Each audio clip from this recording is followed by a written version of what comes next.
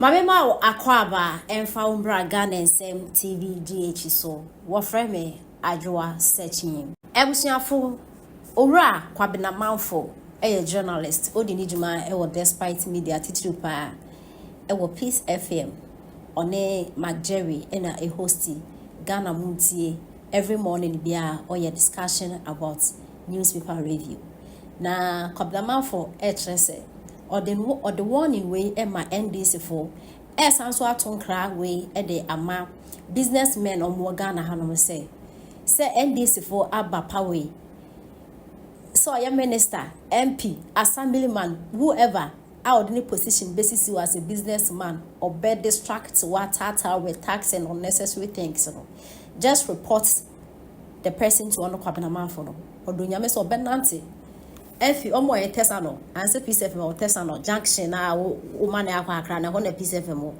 onanti dey akọ Flagstaff house no me ni bebefa so akọfa akra okay so fi tesano ekọ circle ebu asimu ho akọ Jubilee house me say she dey wa so afa chi motan so dia ene ye nti be kire Kwabena Marfo say wa be businessman bia wuni ma be wa NDC abemo ukra position out the best distracted businessman biano obenanti naked wanka naked also obenanti ye friend say ni name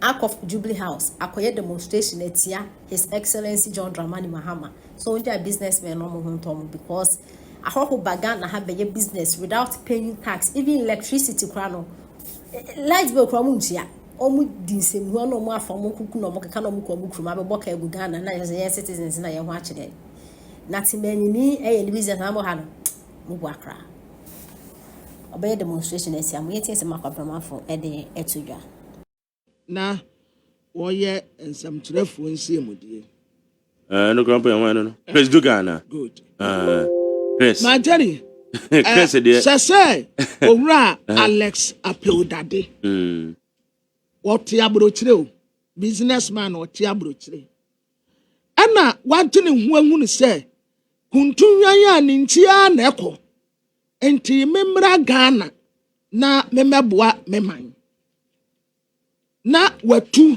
afiri hono mo aba ade ne sika aba se obe invest wa ha enele enwone na aye partnership mo politics ya mu ye wonya bi Modia ya mo yemfa no ho one day ni business ya no wo ye ya to aba ya sesa na Kwabena ne se eye wono na ban na aba enti aduma no a obi about no ya njem fama no wa etasum because wo wa ban na aba unko create bio unko pe bibi fufuro bi nye o so we a businessman wa Ghana hawahu na Majari utumi survive political party eba power political party biba power na political party siba power na uda sujina wona so a na unyame a wosom no no oso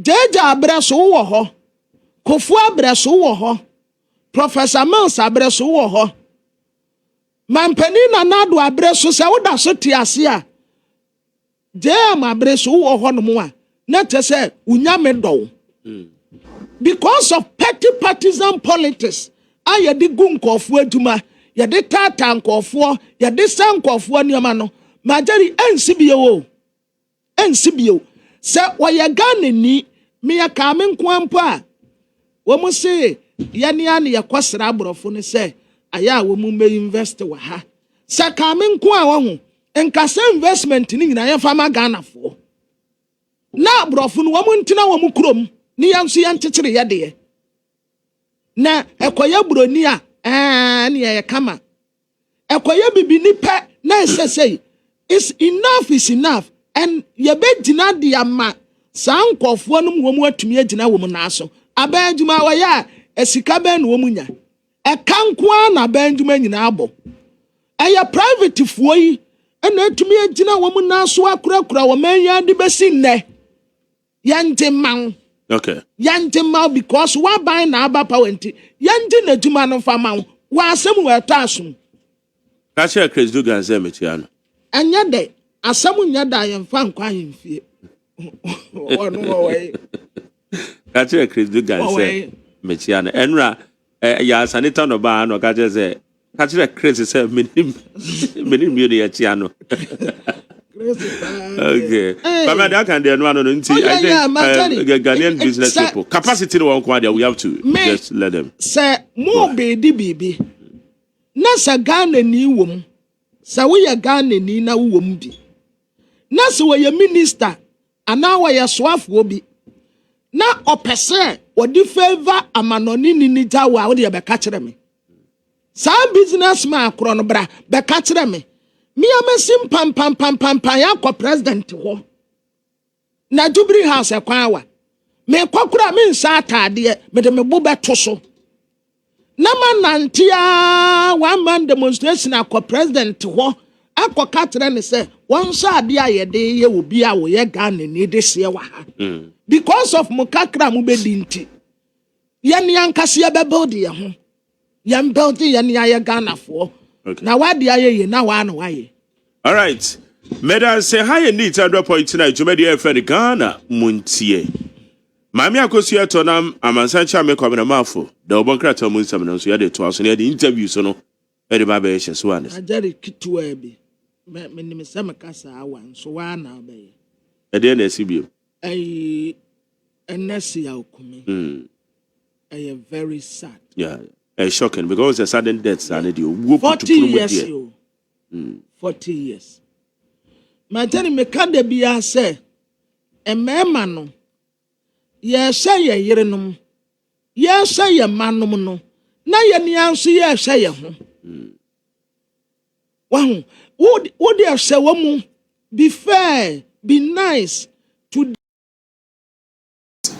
And secondly, in Cranshaw de Mayen, because now they recognized senior elections in Sikoni Yepa.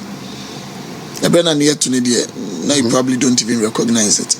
But the neighbors means they've recognized elections in a year and seen it say and the money be one was in I'm saying about the electorate almost to abana one entimianye. I won't prim a be anti asibia when yantin 88 no.